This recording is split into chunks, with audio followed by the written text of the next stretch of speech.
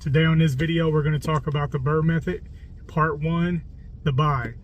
So, a lot of people will tell you the buy is the most important part of any real estate transaction. Most likely they're right.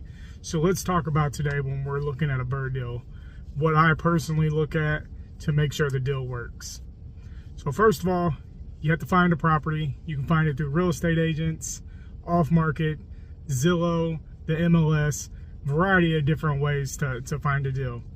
So the numbers breakdown is what we call the maximum allowable offer. So how I do this number is I find out what the ARV is. ARV is after repair value. I find that after repair value through comparable homes. So if I have 1,000 square foot, 3-bedroom, 1-bath house, I'm going to be looking within a half mile of the house I'm looking at for similar size and similar bedrooms and bathrooms and so on. So that's how I find the ARV. So after I find the ARV, I take that ARV minus the repair costs. So whatever them numbers may be, that's what that comes out to. Now, just say we have a $100,000 house, we need $50,000 in renovation, so that's $50,000. And so from that 50,000 number, then we times it times 0.7. So whatever that number equals out, I'll put it on the screen. But that would be our maximum allowable offer there, our MAO. So once we have that number, then we can go to the seller and say, hey, this is our number. Usually I would come in a little lower just to give a little negotiation room. So once we get that, if everything's set up and they like the purchase price, then we'll go under contract. We'll do our due diligence, make sure that the repairs are nothing unexpected, like foundation issues. Really, foundation issues is the main thing. Pretty much everything else you can, if you have any experience, you'll be able to see it. So once we figure all that out, then we got our price set, and that's going to be the first part of the BRRRR is the buy. So we have the buy. So then we'll know the next step, which we'll go into tomorrow, is going to be the rehab. Rehab video will be a little longer because there's just a lot of different terms that I want to make sure you get familiar with. But look out for the new video tomorrow. Thanks. Welcome to part 2 of the BRRRR, the rehab. All right, so let's talk about it. In the last video, we discussed the buy. Now next, we got the rehab. Now rehab is very important. If you check out the short, I explain what an SOW is. SOW, also known as scope of work. Scope of work is going to be the first thing that you bring in after, or actually before you close on the home. You want to do a scope of work with a contractor. If you have enough experience, you can do this yourself. If you're using hard money or really anything, you want to use this SOW. Now, I know that my hard money lender requires it, so it's always something I do. And SOW gives you a breakdown of the dollar amount that you're going to be paying for each item. It usually breaks into like exterior costs, interior costs, mechanicals, which are plumbing, heating and air, electrical. You got appliances, drywall, trim, lighting, bath fixtures, driveway, sidewalks, siding, roof, amongst other things. So you're going to break down line by line what you need. Now, it's very important when you do this that you make sure that you give yourself a little buffer. Don't make it thin just to make the deal work. You know, if something's, you know, added, I've even known on one SOW it says add 5% to your total cost. Some may do 10. It's just very important because even with me having some experiences, I still make some mistakes on them rehab estimates. Plus, no offense to contractors, they'll add things on that, oh, we forgot to do this, or I didn't see this. And then sometimes when you get into the walls, which I prefer not to do, but if you get into the walls, you might have to additional work. Of course, you want to do everything right, but you don't, if you don't plan on taking the walls down or completely gutting it, it's probably not something you're going to put in your SOW. So just for sake of the BRRRR, I'll explain to you, when you turn that SOW into your hard money lender, You just don't get the money you just don't get the money right in your hands. So they do a thing called the draw, which I made another video about that. You can check that video out after this. The draws are usually, I try to keep them under 4 or 4 or under, because the lender will charge you a fee. I know that on one of my lenders, I get charged $175 each time I do a draw. Now, the important thing is, when dealing with a contractor, there are several different ways to look at it. Some will absolutely not pay anything until the work is complete. Some will pay on a schedule. Some will pay 50% up front, 50% on completion. With the way I do it, 95% of the time, I'm not going to pay anything to the contractor until they at least get the work started. I might pay for supplies to get them started. But typically a good contractor, a real GC, which is a general contractor, will have a plan set up on how they do it. And you explain it to them, hey, this is how my lending works with the hard money, so they know that if they got a $15,000 job to do, I just can't pull $15,000 out of the bank. I mean, some can, I'm not. So it's all about the contracts you sign with the contractors as well. If you don't pay them, they can put a lien on your house, which makes it to where you can't sell the house. A lot of court litigation, and vice versa. So if they say, hey, you know, I need 50% up front and then 50% Friday, maybe it's not the person for you. Don't get desperate and just settle for something or someone. Make sure you verify their work. References is always great when working with contractors, because contractors' prices always vary. As I've noticed, I've had a quote for almost $15,000 for a drywall job and ended up paying $7,000. Now, they had different philosophies on what to do, but the $7,000 turned out great. And the main reason I chose that $7,000 is because that's what I put in my original SOW, which is actually less than that. But that's because I got some bad advice, and being not very experienced in pricing for some of the construction costs, I went with that contractor where they said, and then that contractor, sometimes they get busy and they don't call you back. That's business. If they didn't start work, didn't sign a contract, they're not obligated to do any work on their property. So with that,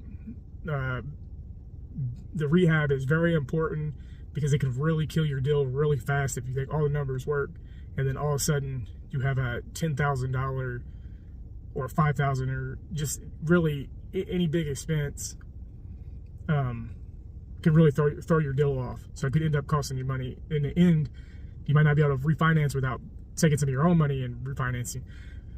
So also another thing is, and I don't know how common practice it is, but I have an electrician that he gives me a really fair price, but he says, hey, when we start taking things out, this price could escalate. So he's giving me what a do not exceed cost, and I'm not sure if everybody does this, but each time he's did this, it's came in lower than what we originally thought. So, and he's had good references, and I've worked with him a few times and had no issues. So just don't jump in doing it with everybody, because you could get burnt.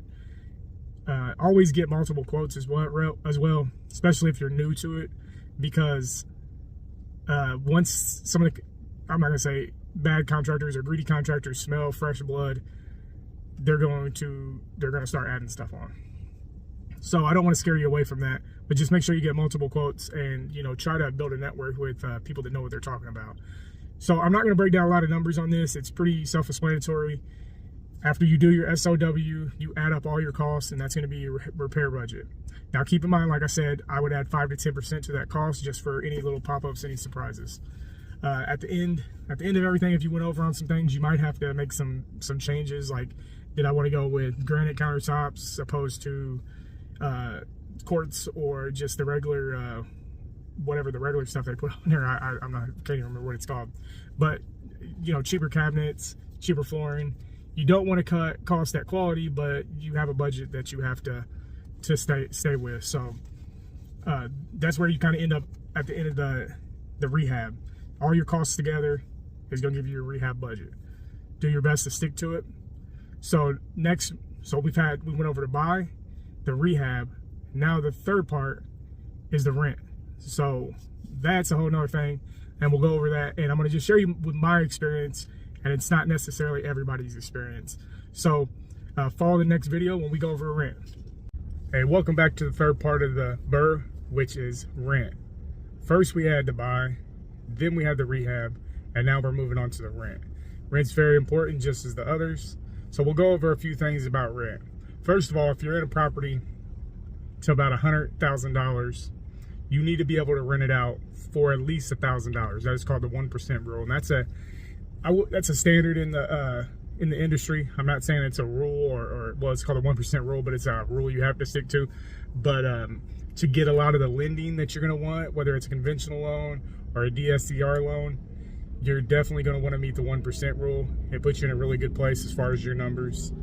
The other thing with rent is make sure that if you're managing yourself, that you find qualified tenant and just don't take the first person that comes and sees it. I would always suggest newer investors to try to do the property management if they're comfortable with it, if they want to learn about it, because it really helps you with a lot of part of the business. As I grow my portfolio, I'm definitely getting to the point where I want to hire a property management or start my own property management, just because it takes a lot of time and it stops me from growing my portfolio. It stops me from time I can be spending on acquiring new properties and doing them rehabs and stuff like that. So rent's pretty straightforward, as far as you have to rent it for more than it costs you. You have to also keep reserves for capital expenses or capital improvements in case the roof needs to be redone, in case the new HVAC system, and so on and so on. Now, you should, if you knew that you were going to be close to a roof or HVAC or any major repairs, you need to consider that when buying the house, because you don't want to overspend knowing that you're going to have to put money into it.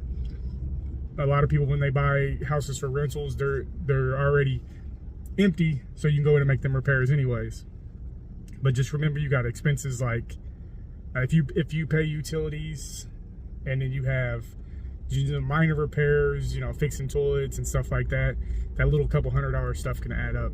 So if you are buying an empty house and rehabbing it, make sure you do everything correct, for you don't have to come in and fix some stuff all the time. Also, make sure you have some reserves in case the property's empty for a month or two, or when people move out and you have to go in and you have to do, not rehab, but you have to touch everything up, maybe new paint, clean the flooring, clean it, and that could take, a couple weeks to get all that done, and then a couple more weeks to a month to get a new tenant in. So always keep you a nice, reserve. I'm not going to tell anybody what reserve they need, but I would definitely make sure you have 1 to 2 months of reserve to pay everything you need to pay. Like anything, like I said, rent's pretty straightforward. If you have any questions about rent, or I know that the question's going to come up Section 8, which I've did Section 8 before, that's fine. As long as all your numbers meet all your expectations, then you're good on rent. But like I said, if you got any questions on the rent, or even rehab or the buy, which we have already went over, just leave it in the comments. You leave it in the comments. I can drop the email for you, and if you want to talk about it, we'll talk about it. Other than that, I appreciate you guys for checking out the video. Get me on the next one when we talk about the refinance. Hey, welcome back to part 4 of the BRRRR Method explanation. So today we're talking about the refinance part, which was in the process probably the hardest part of everything. It was really my first time doing a start to finish rehab and refinance for first BRRRR, even though I did refinances and stuff with other properties. So as I explained in some of the other videos, so if you heard this, and you probably heard my story before, I had been approved through one lender that tried to play a lot of games with me, so you have to be careful about some of the lenders. They made the deal work for them first, and then made it work for me second, which I guess the deal has to work for both of you, but not at the expense of nearly putting me in debt. So started out, I was supposed to get $5,000 back, all my costs up basically that I put into it. And then I told them I couldn't do that. Well, I could do the $5,000, and they sent me a closing disclosure that I was going to be actually 5,000 negative. I was gonna owe them money, so I told them I couldn't do that. Then they came back, oh well, we had put the wrong loan in, and sorry about that, that was our mistake. So then all of a sudden I was getting like 3,000 back. So I was already at that point talking to another lender, which you should always talk to multiple lenders, and I kind of did, but I was kind of, I would say, just really in a rush, not a rush, but really wanted to get the deal done. So I was like, well, the numbers they're talking are pretty fair. I really don't need to do too much more too much work on this. Well, when I brought the other guy in, he noticed that the reason that they was now giving me $3,000 back was that they had added $5,000 on my loan, which doesn't make any sense. Nor did they tell me that. They told me, well, we're loaning you the maximum that we can loan you based on our standards, which is 70% of the ARV, which came out to 159. And because I wasn't going to close the loan with them, all of a sudden they can give me 160. It was like 165. So I kind of called them on that, and they was like, yeah, that's what we had to do to make it work. I said, but you didn't explain this to me. And I really didn't go too much further with it, and then got a really really nasty text message from the mortgage broker. Very unprofessional, but he's just a little mad that I wasn't gonna close the deal. He wasn't gonna get his commission, but he should have, acted in good faith, but he wasn't. I get it, it's his job, whatever, but he gonna take advantage of me. The part that really worries me is that they do take advantage of people every day that wouldn't know the difference. So make sure you educate yourself, first of all, by watching Dad Does Real Estate, because I can help you, hopefully I can help you not make these mistakes through my experiences or through other real estate investors' experiences. So anyways, I moved on to the other company, had to pay for another appraisal, which I'd already paid for one appraisal, $700 for each appraisal. That was another thing with the prior company. Their appraisal was horrible. I don't know what they was doing. They appraised me at 190. My initial thoughts was 225, and then I told them, well, we can't do nothing at 190. And then they was like, oh, well, how much do you want? Which is crazy. I said, well, I said it 225. I said, I think it's worth 225. They said, oh, well, I think we can do 220 just out of nowhere, which is just insane.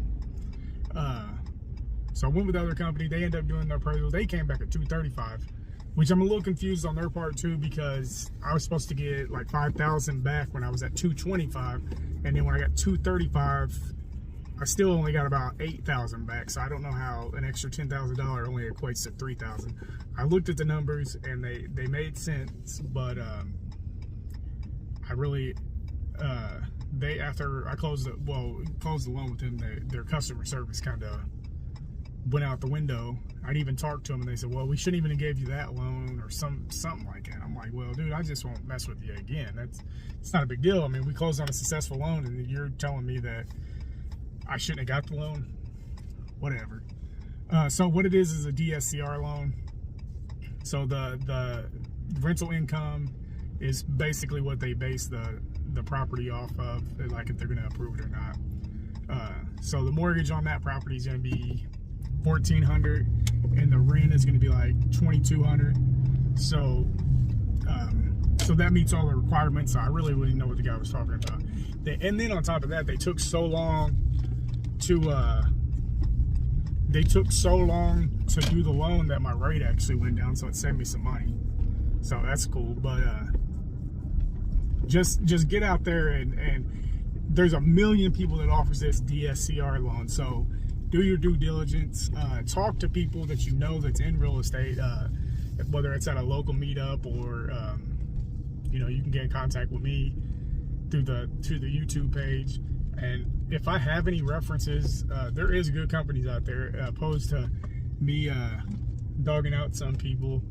There's just as many good ones as bad ones. So when they, for me, like the biggest thing when you're dealing with probably a bad company is when they put that time restraint on you. Now everything in real estate is time restraint. I mean, like, you got to close a loan and get funded and all that kind of stuff in a certain time.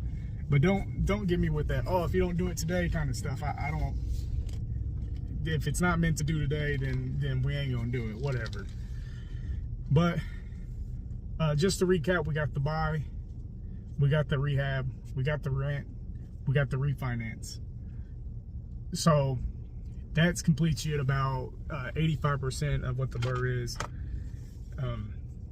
So if you got any questions about any part of it, feel free to let me know. I can make additional videos with additional information, do a little more breakdown of what a DSCR loan is. Obviously, I don't need to make a video for the 5th part because it's just a repeat. So, but I probably will make a short video just on that. But make sure you check out the next video when you get a chance. I just toured a house, potentially making 2 offers. I actually got an accepted offer verbally. We just got to write up the contract, and then I'm also looking at another potential rehab. I just got to make sure the numbers work. You can check that out. It's already posted on YouTube, the tour of the 3-bedroom one. So check that out. Let me know what you guys think. Let me know what you would offer, how you would finance it. Would you flip it or would you rent it? Until then, I'll catch you on the next one.